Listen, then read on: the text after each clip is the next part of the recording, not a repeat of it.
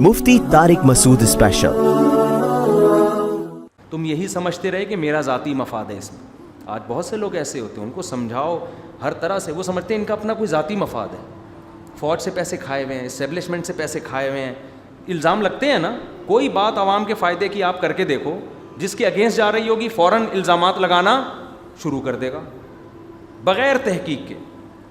ایک صاحب نے جامعۃ الرشید پہ الزام لگایا، میرے سامنے بیٹھے ہوئے تھے نا، کہ یہ جو جدید تعلیم اور یہ اور وہ نا انجینئر ڈاکٹر بنا رہے ہیں، یہ فوج کے بندے ہیں، فوج کے نمائندے ہیں، فوج اور اسٹیبلشمنٹ ان کو یہ کروا رہی ہے۔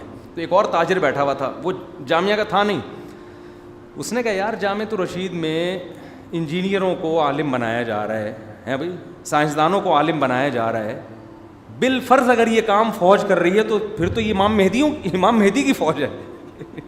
اتنی نیک اسٹیبلشمنٹ پاکستان کی کہ علماء درس نظامی پڑھ کر پاکستان نیوی میں کمیشن آفیسر بھرتی ہو رہے ہیں۔ اتنی خوبصورت اگر آپ کی اسٹیبلشمنٹ ہو جائے پھر تو مسئلہ ہی ختم ہو گیا نا۔ پھر تو اسٹیبلشمنٹ کا ہونا میں کہتا ہوں سب سے بڑے فخر کی بات ہے۔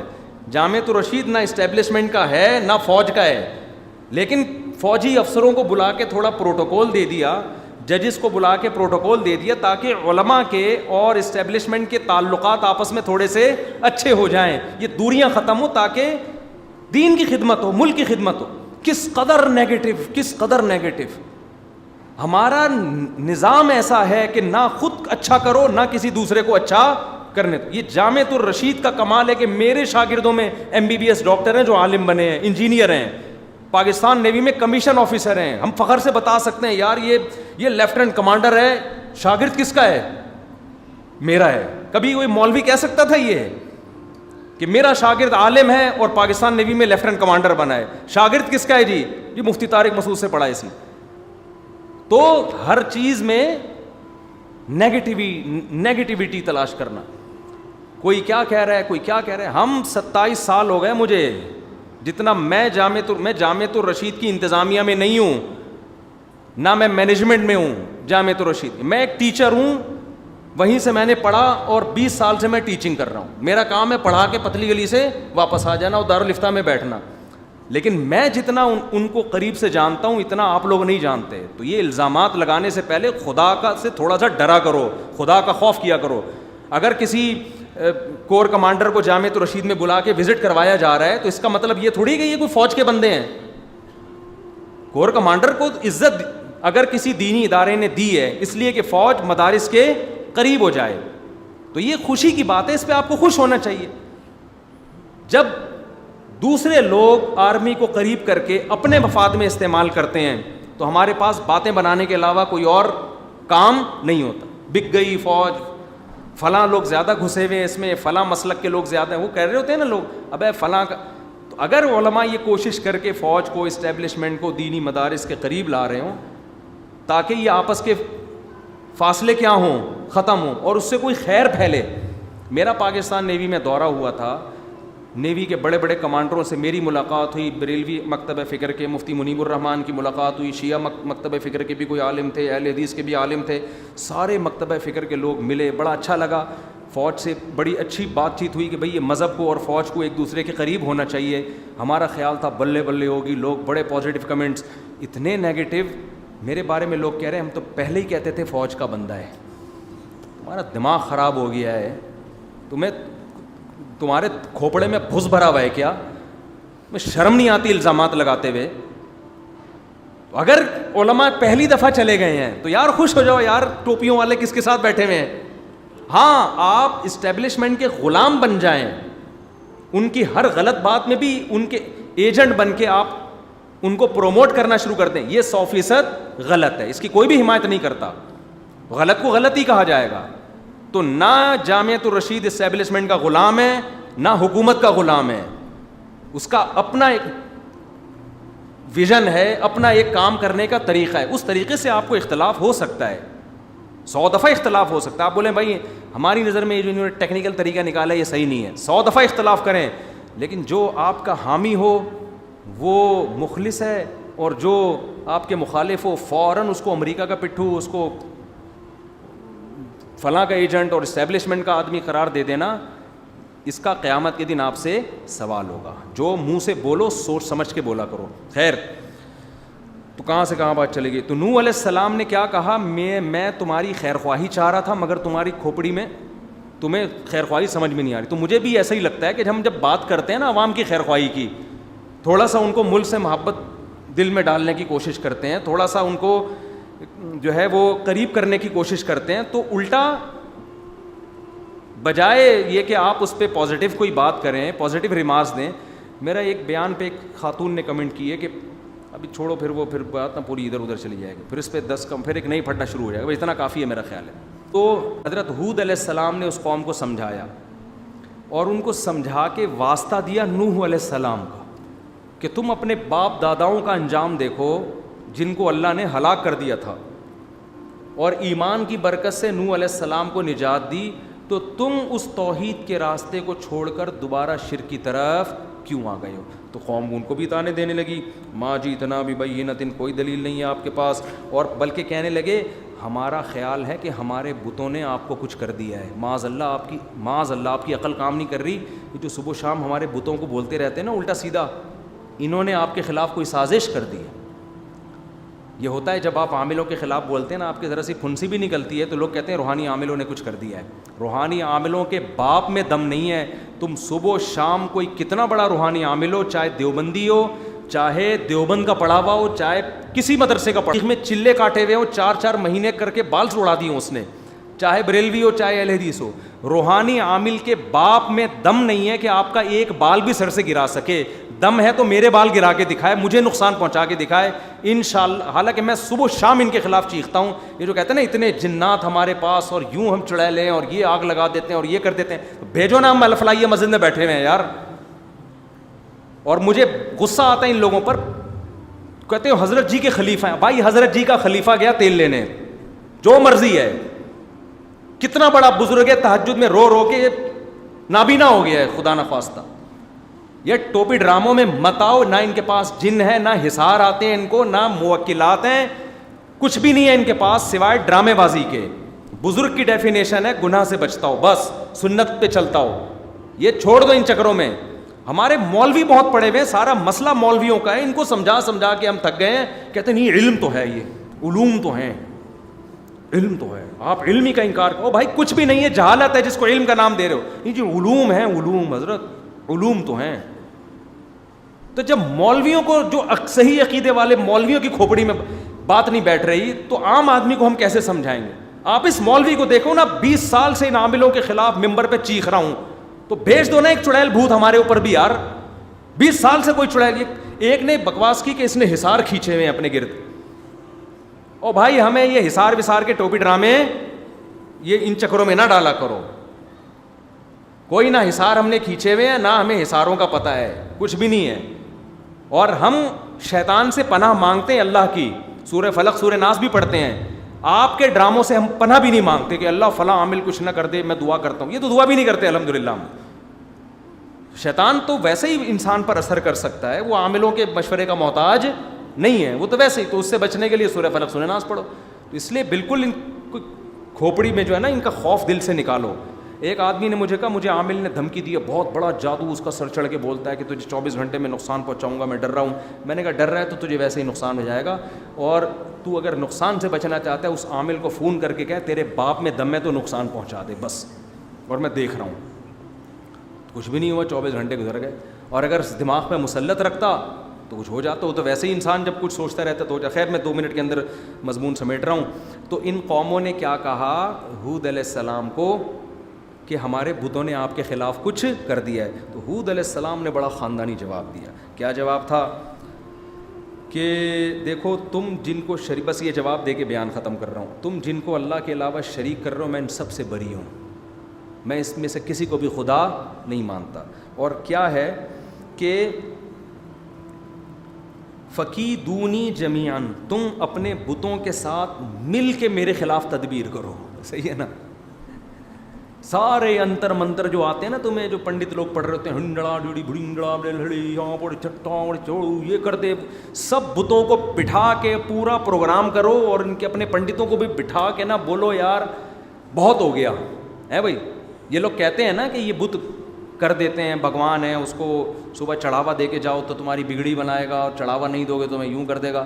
تو ایسا کرو, یہ پورے سارے جتنے بھی تمہارے بھگوان ہیں اور تم بھی جو تمہارے بھگوانوں کے رکھوالے ہیں, سارے بیٹھ کے نا مل کے کچھ کرو میرے خلاف. کتنا کانفیڈنس ہے یا نہیں ہے؟ ثم لا تنظرون, اور مجھے ایک سیکنڈ کی بھی مہلت مت دو. پھر کہتے ہیں انی توکلت علی اللہ ربی و ربکم, میں اعتماد کرتا ہوں کس پر؟ اللہ پر, جو تمہیں بھی پالتا ہے اور مجھے بھی پالتا ہے. تو یہ کانفیڈنس ہونا چاہیے توحید پرست میں. ہمارے یہاں توحید پرست کی بھی کانپیں ٹانگ رہی ہوتی ہیں جب وہ توحید پر بیان کر رہا ہوتا ہے, عاملوں سے ڈر رہا ہوتا ہے. اب یار شاید حضرت جی کچھ کر دیں. کچھ بھی نہیں کر سکتا بیٹھ کے, یہ نظر کا علاج بھی نہیں کر سکتا. خود ہی دم درود کر دیا کرو, بچے پہ نظر لگ جائے خود ہی سورہ فلق سورہ ناس پڑھ کے پھونک شک مار دیا کرو. ان کی پھونکوں میں بھی گٹکوں کی بو ہوتی ہے زیادہ تر, صحیح ہے نا. تو کسی نے نہیں بالکل لفٹ کراؤ ان لوگوں کو. پھر کوئی 2-3 دن آ جاتا وہ نئے آئے ہیں وہ تو بالکل صحیح ہیں. اچھا خیر, انی توکلت فإن تولوا, پھر کہنے لگے اگر تم ابھی بھی میری بات نہیں مانتے تو فقد ابلغتکم ما ارسلت به الیکم, میں نے اللہ کا پیغام تم تک پہنچا دیا ہے, اور میرا رب تمہیں تباہ کر کے دوسری قوم پیدا کرے گا جو اس کی عبادت کرے گی. قرآن کہہ رہا ہے جب ہمارا حکم آیا نجینا ہودن, ہم نے ہود کو بھی بچایا اور ان کے ساتھ جو ایمان لانے والے تھے ان کو بھی بچایا. عذاب کیا آیا؟ سورہ الحاقہ میں ہے وَأَمَّا عَادٌ فَأُهْلِكُوا بِرِيحٍ صَرْصَرٍ عَاتِيَةٍ سَخَّرَهَا عَلَيْهِمْ 7 لَيَالٍ و8 أَيَّامٍ, 7 دن 7 راتیں اور 8 دن بہت تیز ہوا چلی ہے, اتنی تیز جس نے ان کو اٹھا کے زمین پہ پٹخا ہے. اور قرآن کہتا ہے جب 1 ہفتہ گزر کے وہ طوفان تھما ہے تو فطر القوم فیہا سرعا, اے مخاطب ایسے لگے گا بڑے بڑے پہلوان کسی نے رنگ میں پچھاڑے ہیں, یعنی بڑے طاقتور لوگ تھے, ایسا جیسے کسی نے زمین پہ پچھاڑا ہو, مقابلہ کیا ہو ان کے ساتھ. کأنہم اعجاز نخل خاویہ, جیسے کھجور کٹے ہوئے ہوتے ہیں نا, پڑے ہوئے ہوتے ہیں باغات میں جب کھجوروں کے درخت کیسے اوندھے پڑے ہوئے ہوتے ہیں, ایسے قوم پڑی ہوئی تھی الٹی. ایسا اللہ نے ان کو پٹخائے. اور ایک جگہ قرآن میں آتا ہے کہ منحوس ہوائیں ہم نے ان پر بھیجی. منحوس ہوائیں, ہوا کبھی برکت لے کر آتی ہے, خیر لے کر آتی ہے, کبھی وہ ہوا نحوست کا ذریعہ بنتی ہے, تباہی کا ذریعہ بنتی ہے. تو نحوست والی ہوائیں بھیجیں. اللہ فرماتے ہیں وَنَجَّيْنَاهُم مِّنْ عَذَابٍ غَلِيظٍ وَتِلْكَ عَادٌ, اللہ ہاتھ سے گویا اشارہ کر رہے ہیں, تلکا اور ہاذا ہاتھ سے اشارہ. فرمایا دیکھو یہ تھی قوم عاد, جحدوا بآیات ربہم, اپنے رب کی نشانیوں کا انکار کیا. سورج دیکھا, چاند دیکھے, زمین سے پودے اگتے ہوئے دیکھے, جانور دیکھے, کتنی نشانیاں اللہ نے قائم کی, ان سب نشانیوں کا انکار کر دیا. واتبعوا امر کل جبار عنید, اور قوم میں جو بھی فرعون اور متکبر لوگ تھے ان کو فالو کیا, حق پرستوں کو فالو نہیں کیا. واتبعوا فی هذه الدنیا لعنہ, اس دنیا میں بھی ان کو لعنت ان کے اوپر برسی. ویوم القیامہ, اور قیامت میں بھی کیا ہوگی؟ لعنت. آج کوئی اس قوم کا نام اچھے الفاظ سے نہیں لیتا. آگے اللہ فرماتے الا, خبردار لوگو سنو, ان عادن کفروا ربہم, قوم عاد نے اپنے رب کا انکار کیا.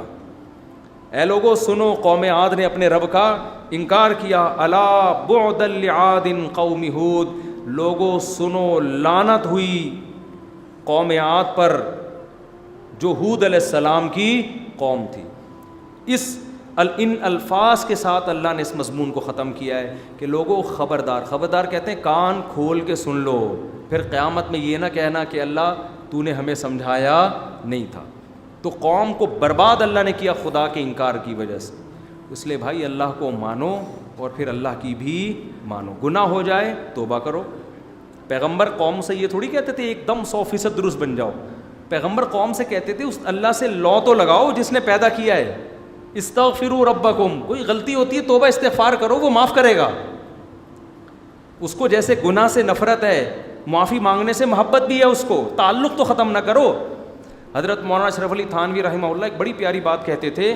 فرمایا مسلمان چاہے گنہگار کیوں نہ ہو توبہ استغفار کرتا رہے تاکہ اللہ سے تعلق ختم نہ ہو. فرمایا اگر نیکی کا تعلق نہیں ہے تو معذرت کا تعلق تو ہو نا, ایکسکیوز کا تعلق تو ہو. نہیں آئی بات سمجھ میں؟ آپ باپ کو بالکل ہی بھول گئے ہیں, پوچھتا ہی نہیں ابا کو. باپ کو کتنا غصہ آئے گا یار, پوچھتا ہی نہیں ہے. ایک بیٹا وہ ہے جو ہر بات ابا کی مانتا ہے, اس سے تو ابا بہت خوش ہوگا.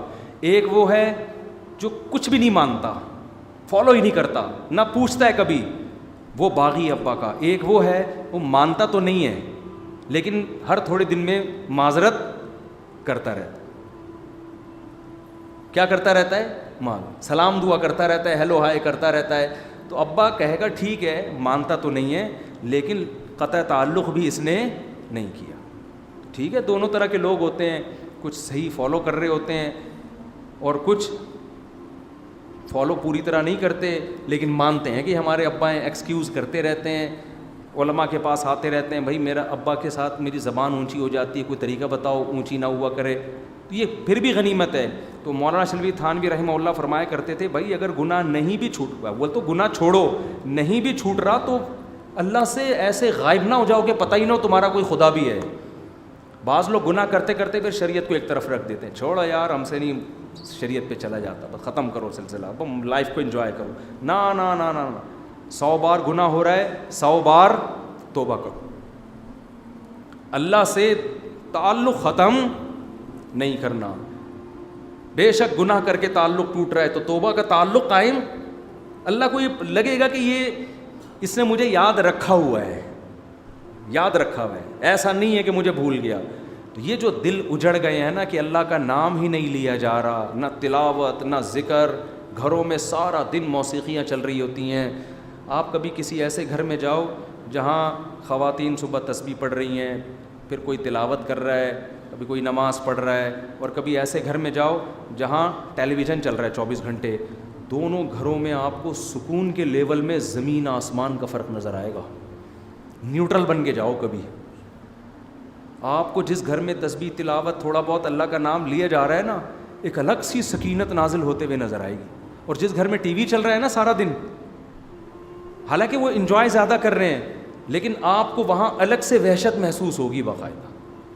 جیسے جس گھر میں تصویریں ہوتی ہیں نا جانداروں کی, آپ کو وہاں وحشت محسوس ہوگی. حقیقت ہے, جہاں تصویریں نہیں ہوتی وہاں وحشت نہیں ہوتی. یہ کچھ روحانی چیزیں ہوتی ہیں جو نظر نہیں آتی, یہ محسوس ہوتی ہیں. اس محسوس ہونے کے لیے آپ کے دل کا سلامت ہونا ضروری ہے. تو اس لیے گھروں میں تھوڑا بہت اللہ اللہ کا بھی معمول بناؤ. ٹی وی کو بند کرو, موسیقی کے ہر وقت بجتے رہتے ہیں باجے, ہر وقت جو ہے ٹھیک ہے نیوز سننی ہے سن لی, بس ختم کرو, بٹن بند کرو اس کا. سارا دن ڈرامے فلمیں موسیقی, اس سے تھوڑی دیر کی لذت ہے لیکن سکون برباد. موسیقی کے رسیالے زیادہ تر ڈپریشن کے مریض بنتے ہیں. جو موسیقی کے سے بچتے ہیں عام طور پر ڈپریشن کے مریض نہیں بنتے. خیر یہ ایک الگ ٹاپک ہے, اس پر کئی دفعہ بیان کر چکا ہوں. اللہ تعالیٰ سمجھنے کی عمل کی توفیق عطا فرمائے. اگر کوئی کنوارا لڑکا مطلقہ یا بیوہ سے شادی کرنا چاہے تو اسلام اس بارے میں ہماری کیا رہنمائی, کر لو شادی, یہی کہتے ہیں اسلام. ہمارے نبی کی پہلی شادی 40 سالہ بیوہ سے ہوئی ہے. آپ یہ نہ پوچھو اسلام کیا کہتا ہے, آپ یہ نہ بولیں ابو کیا کہتے ہیں اس بارے میں. میری امی کیا کہتی ہیں, ابو یہی کہتے ہیں کہ تو دائرہ اسلام سے خارج ہے. امی بھی یہی کہیں گی کہ تو دائرہ اسلام سے کیا ہے. ابھی یاد آ رہا ہے, بٹن بند کر رہے ہیں جب پورا بیان ہو گیا. تو دائرہ اسلام سے کیا ہے, خارج. تو اللہ میاں نے تو اجازت دی ہے, کر لو.